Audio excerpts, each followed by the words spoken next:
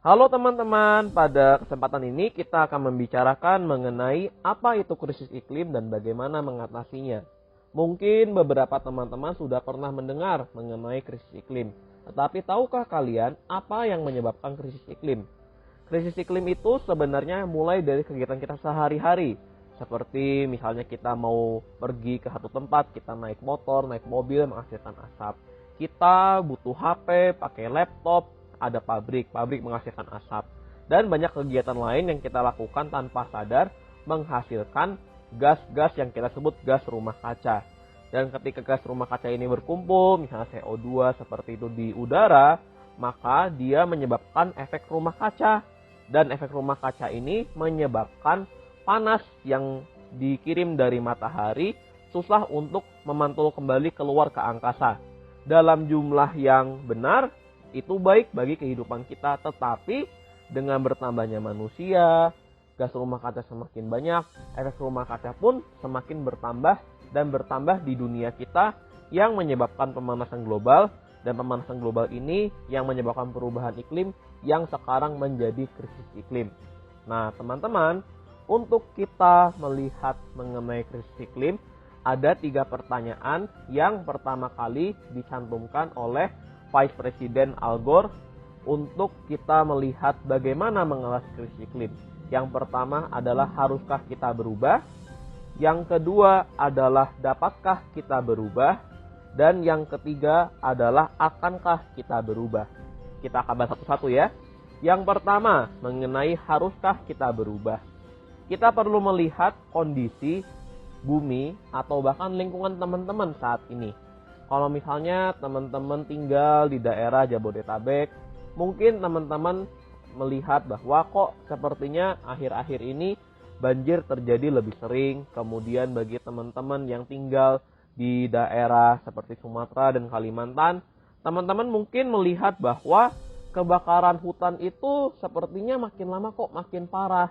Dan teman-teman juga ingat di tahun 2015 Indonesia pernah mengalami kebakaran hutan di mana-mana yang polusi udaranya bahkan sampai ke negara-negara tetangga kita. Ini adalah 2 contoh dari terjadinya krisis iklim, yaitu bencana-bencana ekstrim. Kalau teman-teman ingat tahun 2020 kita disambut tahun baru kita dengan kebanjiran di Jakarta.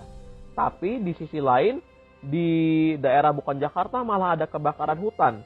Jadi ada tempat yang kelebihan hujan, ada tempat yang sangat membutuhkan hujan. Ini adalah bukti bagaimana kita sedang berada dalam situasi di tengah-tengah bencana-bencana iklim ekstrim. Dan kalau kita tidak bertindak, maka bencana-bencana ini akan terjadi semakin banyak di negara kita. Dan tentu saja dong, kita nggak mau menjadi salah satu korban yang terdampak oleh bencana-bencana ini. Jadi, haruskah kita berubah? Kalau menurut aku sendiri, kita harus berubah melihat kondisi yang ada saat ini di Indonesia dan di dunia. Kemudian yang kedua, sebenarnya dapatkah kita berubah? Kalau kita mau membaca, melihat sejenak di internet, di buku, sebenarnya kita punya kok cara untuk berubah. Misalnya ada penggunaan energi alternatif seperti solar cell, dan di Indonesia pun beberapa rumah ibadah, berbagai rumah sudah memakai solar cell yang semakin lama pemasangannya semakin murah. Kemudian kita juga melihat ada kendaraan-kendaraan yang beralih dari bahan bakar minyak atau BBM ke tenaga listrik.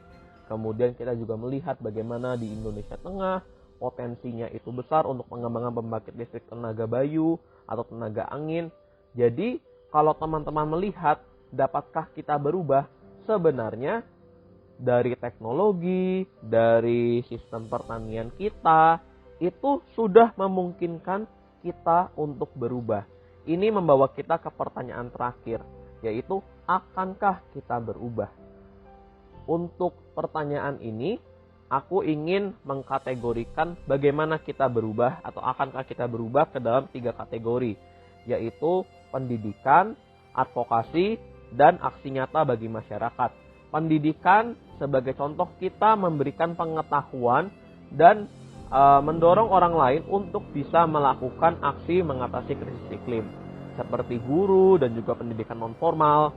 Kemudian untuk advokasi, kita memilih untuk menggunakan produk-produk yang lebih ramah lingkungan, memilih pemimpin yang memiliki kebijakan yang ramah lingkungan, dan aksi-aksi lainnya yang menyuarakan krisis iklim itu adalah sesuatu yang harus ditangani bersama.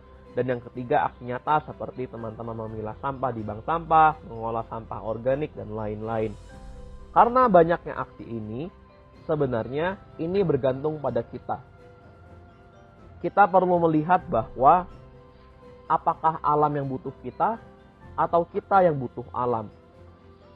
Ini adalah pertanyaan untuk kita semua. Bagaimana kita menyikapi krisis iklim?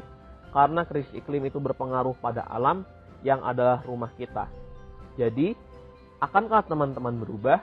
Semoga pertanyaan ini bisa teman-teman renungkan setelah mendengar podcast ini. Terima kasih semuanya.